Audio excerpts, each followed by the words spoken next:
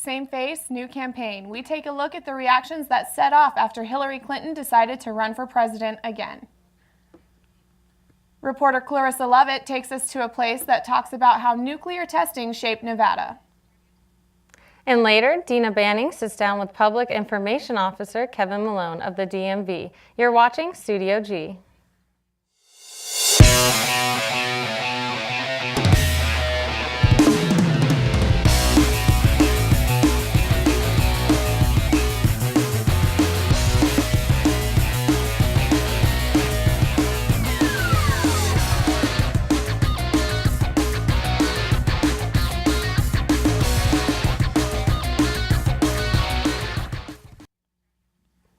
Some breaking news this morning. Police have released the name of the man who was killed on Friday in downtown Las Vegas.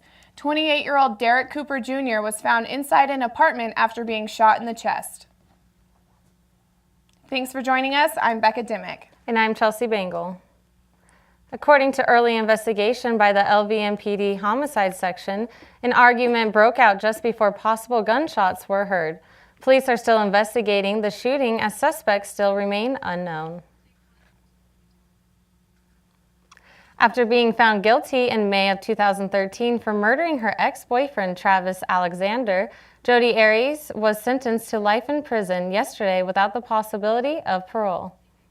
After juries were unable to come to a verdict on 2 occasions as to whether Arias should receive the death penalty, the final decision was up to Judge Sherry Stevens, and the convicted killer reportedly stabbed Alexander over 30 times in his Phoenix home back in 2008. Testimonies were heard by 3 of Alexander's sisters, followed by Arias, who stated, "I wish there was something I could do to take it back. Under state law, Arias cannot be tried again." The 17-year-old teen who was arrested earlier this month after her 4-month-old daughter was admitted to the hospital in critical condition will not be facing any charges. Police said they found the body of a 3-year-old girl in the teen's home after the 4-month-old was taken to Sunrise Hospital. As the story progressed, information was released that Kelly Phillips and Jandre Lachaud, the mother and stepfather of the 17-year-old, are accused of abandoning their 3-year-old child. The teen and the teen's daughter, Phillips and Lachaud, are currently being held at the Clark County Detention Center. Earlier this month, UNLV and the Las Vegas Convention and Visitors Authority announced that they have submitted an application to the Commission of Presidential Debates to be considered as an official host site for one of the 2016 presidential debates. Las Vegas is one of 16 other cities that are being considered for the position.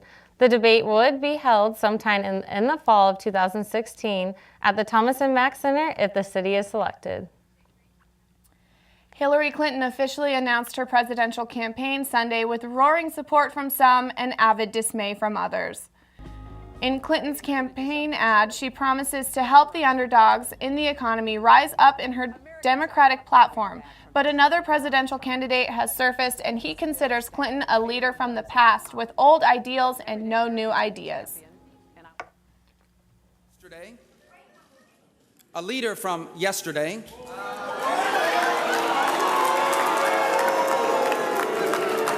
began a campaign for president by promising to take us back to yesterday. Yesterday is over.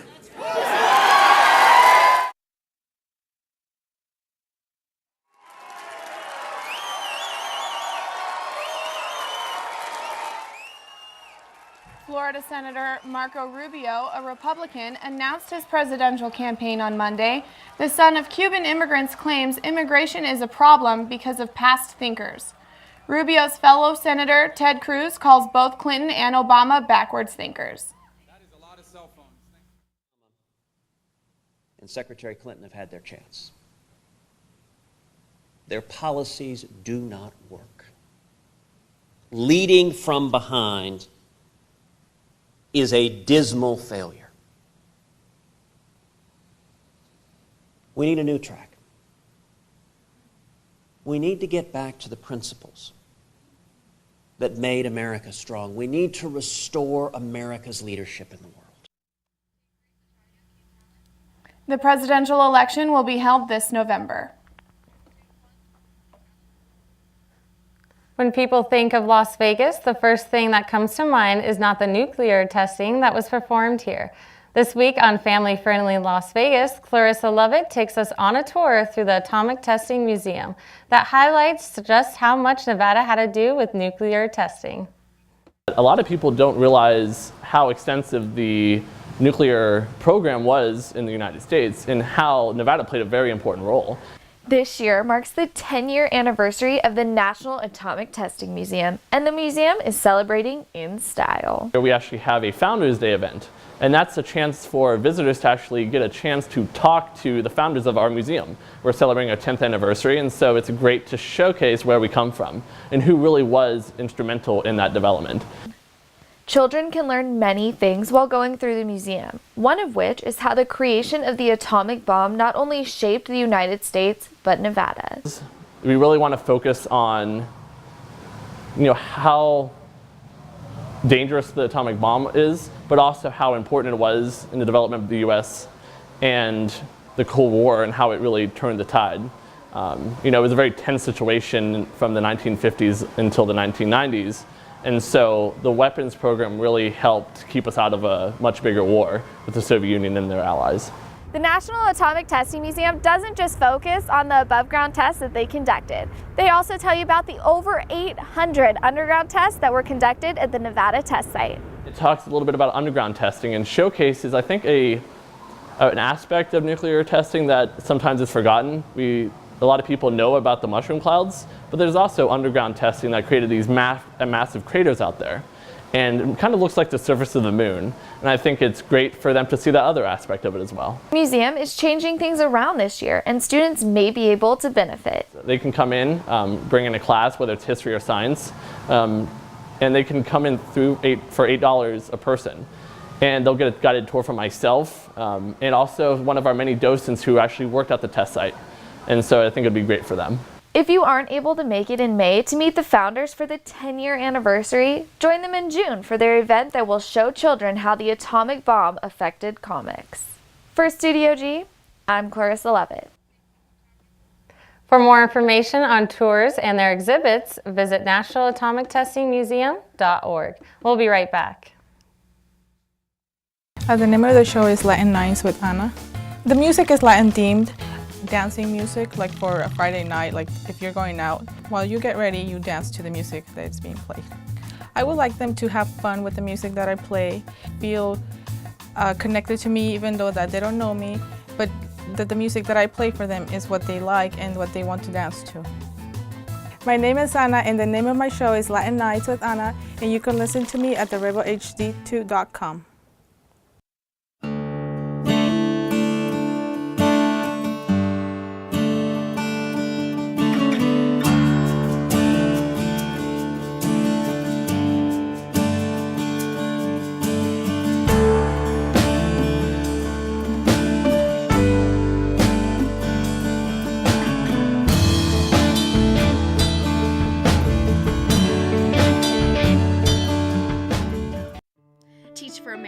Opportunity to inspire children to be the best they can be. When I grow up, I want to be an actor.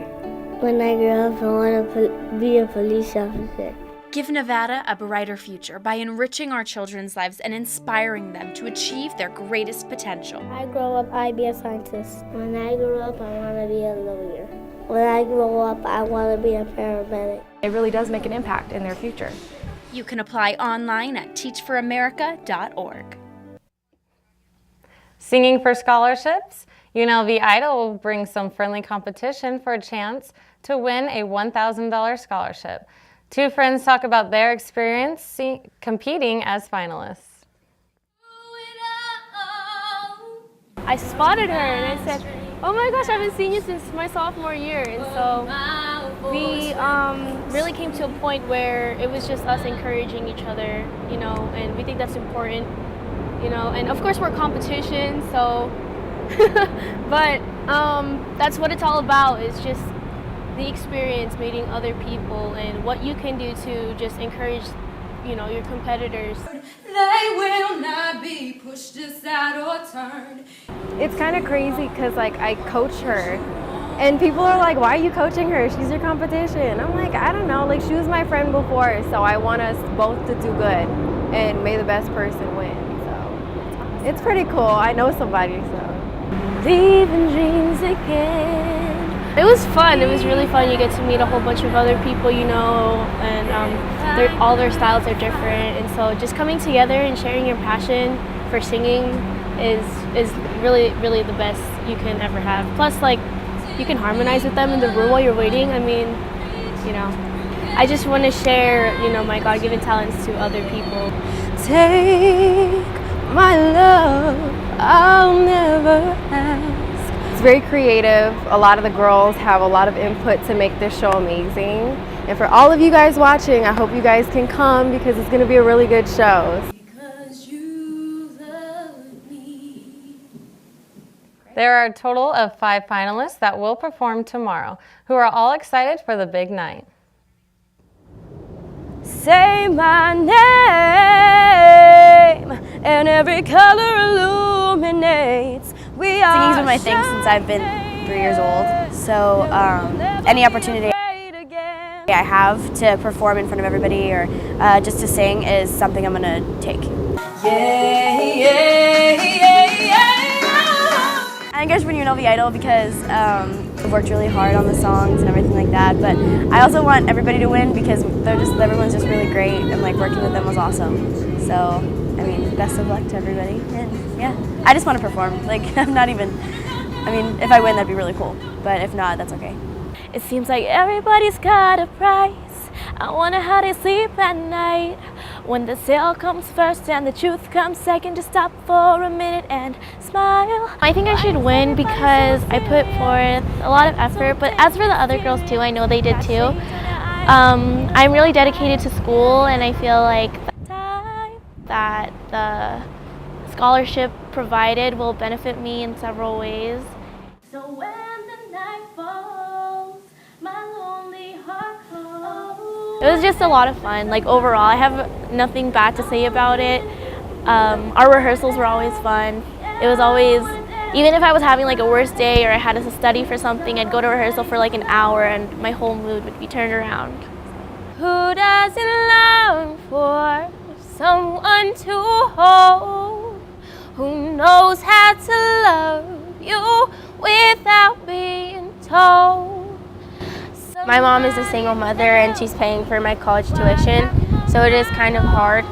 So we're just trying to, I mean, any scholarship helps, of course, so anything that I could do to help my mom out, of course. Someone to give me the jacket when it's cold, got the young love even when we're old. It's pretty exciting. I didn't expect to make it to the top 5. Honestly, I was just like, you know what, I'll just try it and whatever, see what happens. We have 2 songs. One is the Judge's Choice song, which I'll go ahead and tell you. It's Love Song by Sarah Bareilles. And my choice song, I'll let that be a surprise. It's so fun. It's so cool. The girls are amazing, and I love working with them, and we're going to have a really fun show, I can already tell. UNLV Idol will be held tomorrow night at 7 in the SU Theater. The show is free and open to all UNLV students and faculty. The audience will vote for the 2015 UNLV Idol winner.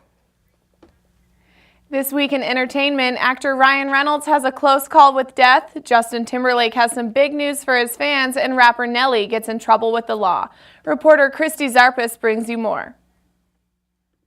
This week in entertainment news, it's a boy. Singer Justin Timberlake and wife actress Jessica Biel has welcomed their first child into this world.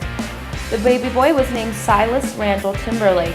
Silas after the middle name of Timberlake's grandfather, who died in 2012, and Randall after the musician's own middle name. Rapper Kanye West and his reality star wife Kim Kardashian are in Jerusalem, and with them they have brought their daughter Northwest to the Old City for a baptism at St. James Cathedral in the Armenian Quarter. The couple arrived in the Israel Holy City after spending a week in Armenia. While in Armenia, West staged an impromptu concert to round off a visit to the capital. At the end of the concert, West jumped into a pond, followed by excited fans. Hundreds gathered this weekend to honor Paul Walker, star of the Fast and Furious movies, at a car show in Utah this past Sunday. Salt Lake City Auto Show attendees organized a car rally and fundraiser in Walker's memory, as well as reviewed the new Fast and Furious film. Fast and Furious is still on top of the box office after its second week. The car racing action film earned an estimated $60.2 million over the weekend after earning a staggering $147.2 million for its opening weekend, smashing previous records for April releases. Actor Ryan Reynolds had a close call this past weekend in Canada while filming the new Marvel comic book movie, Deadpool. Police in Vancouver say the 38-year-old was the victim of a hit and run in a hotel parking lot. The driver fled the scene immediately and was believed to be a member of the paparazzi. Reynolds luckily faced no injuries. This was Christy Zarpis bringing you the entertainment news of the week. Tune in next week to see what's going on in your world of entertainment. Thanks for the entertainment news, Christy. Coming up after the break, we'll catch up on a festival that showcased just how truly diverse UNLV is. Stay with us.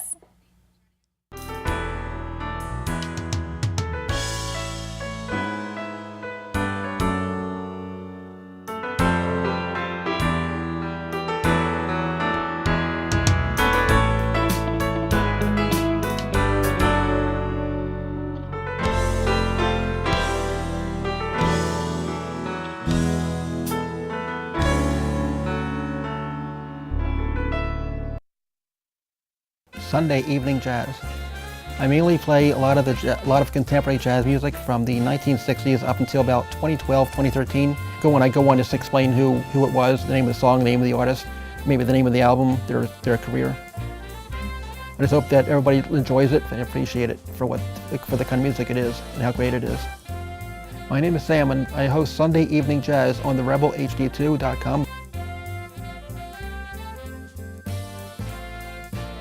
The Festival of Communities is an annual event that UNLV holds to showcase the diverse campus that UNLV truly is. Reporter Sherelle Moore got to attend this year's festival.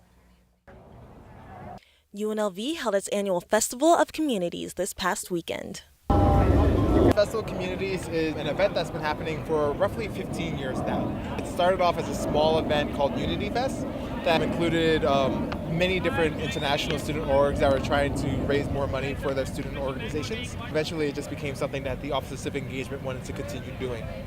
Clubs from many different cultures shared food and sold premium items. So this year is one of the many years that we've had a lot of different student groups. This one we actually had one of the largest student groups participate in serving food.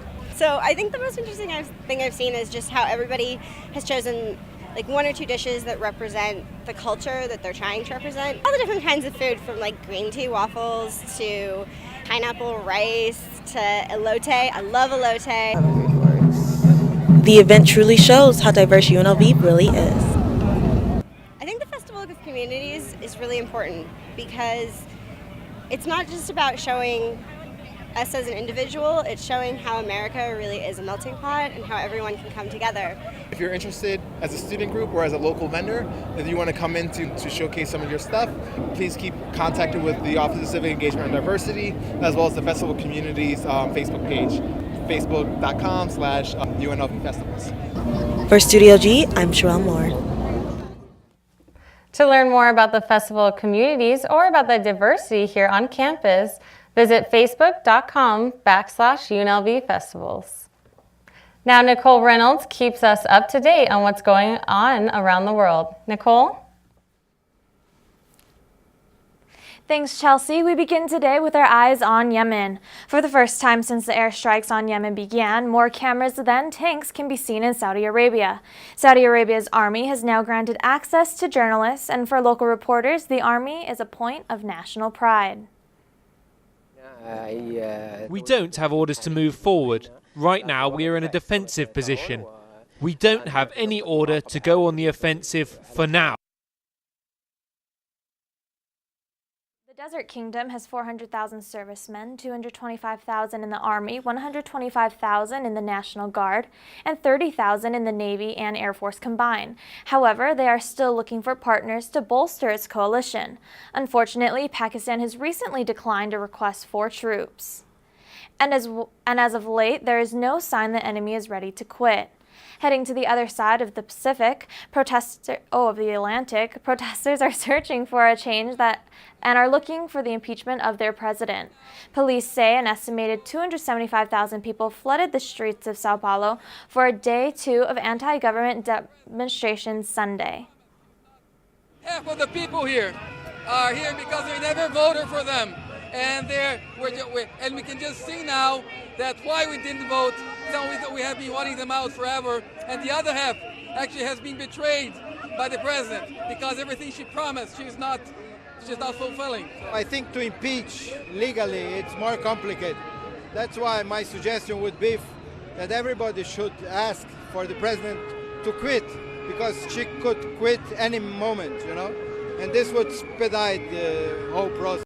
More and more people are taking to the streets every day to protest the economic standing of Brazil and the scandal revolving around their national oil company. That's all the international news I have for you today. After the break, Dina Banning sits down with Kevin Malone. Stay tuned. I used to have to do things, bad things, just to get by. I was scared to come home sometimes. The gang knew where I lived.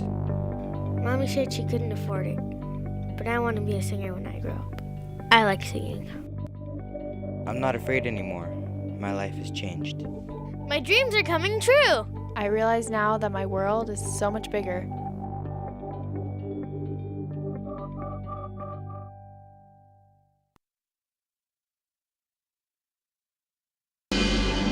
We don't understand why people who have voluntarily served our country should ever be homeless. Our goal is to provide them with all the services that we possibly can to get them back on their feet and becoming productive members of society again.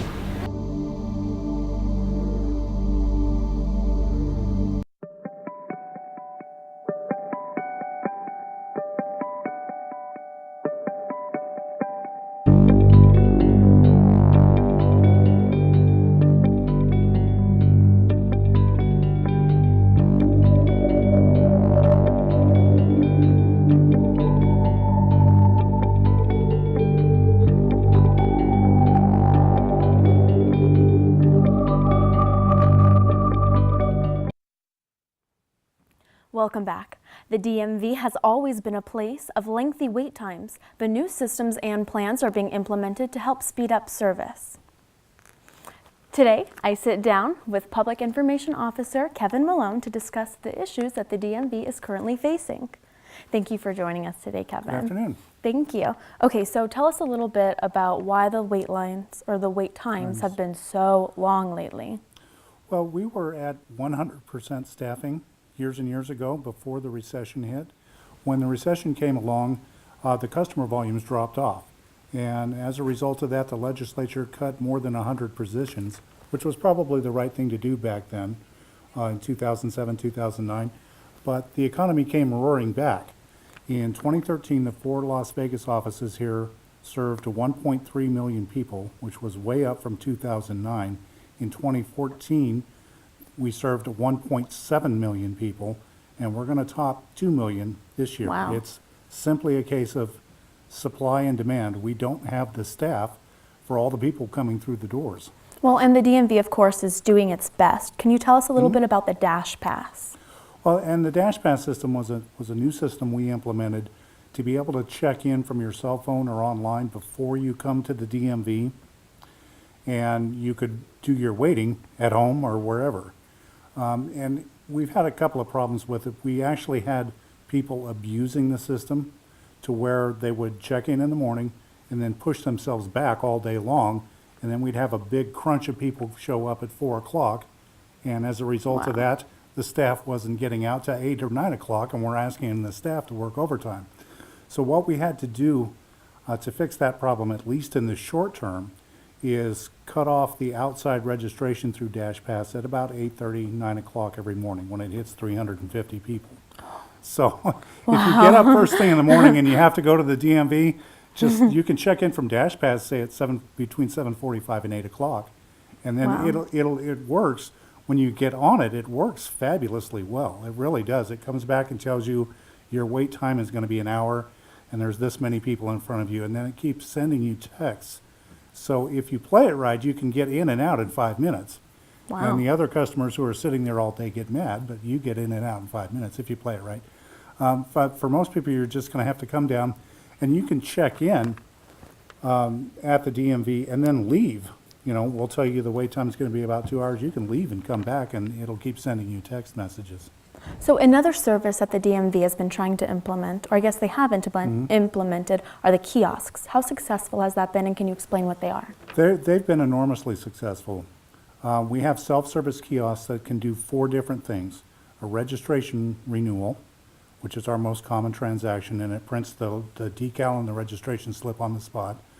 It'll do a driver's license renewal, a driver history printout if you need a printout for work or insurance purposes, and you can do an insurance reinstatement. They started out as a way just to get people out of the line in the DMV offices, especially for registration renewal. Don't sit there and wait for that, just go do it at the kiosk. Since then, we have expanded them to the Albertson stores, a lot of Albertson stores around town and AAA offices. They've been a really huge help. They've been an overwhelming success. And of course, we do have our online services as well. And can you tell us a little bit about Real IDs? Well, that's kind of shifting gears a lot. The Real ID is the Real ID Act of 2005 is a federal law that was passed in response to 9/11, and it sets minimum standards for obtaining driver's licenses.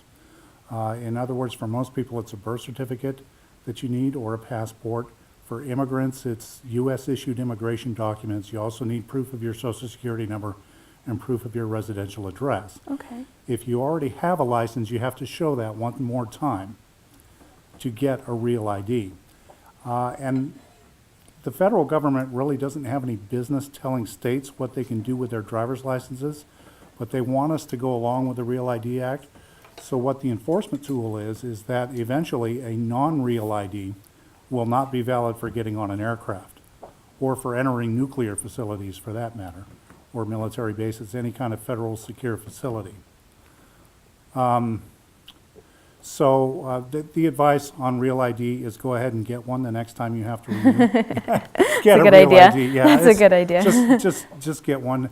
No later than 2020, the non-Real IDs won't be valid for boarding an aircraft. Okay, now let's take it back a little bit to wait times. Mm-hmm. When do you think that that's going to be resolved, or how? Well, we have 2 major initiatives for the long term that we hope will solve the problem. Mm-hmm. The first one is we are asking the Nevada legislature for 75 new positions, and we hope they'll get approved. By all indications, the legislature is ready to approve them. Like I said earlier, a lot of those positions got cut. This will get us back to 100% window staffing where all of the windows are open all of the time. So if the legislature passes that, we'll get the funding on July 1st, and then it'll take 3 or 4 months to hire all these people and bring Wow. them online. So we're looking at the end of the year before any significant relief from that.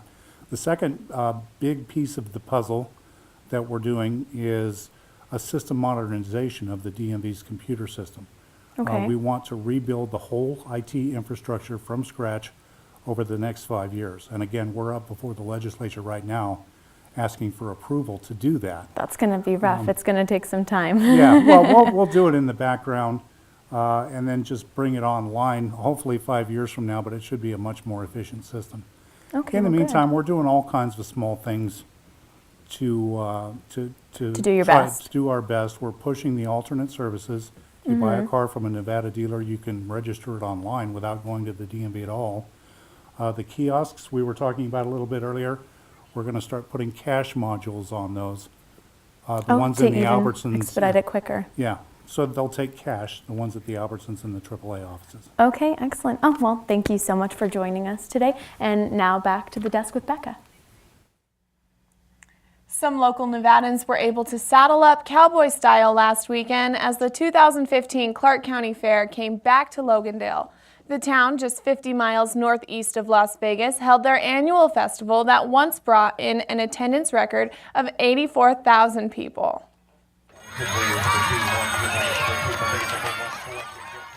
Events included musical performances, rides, games, raffles, a live rodeo show, and even some Swifty swine pig racing, which was held every 2 hours.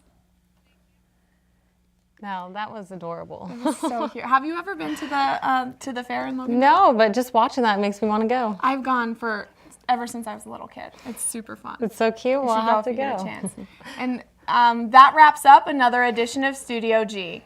Be sure to join us tomorrow for more updates around the city. Have a great day, Las Vegas.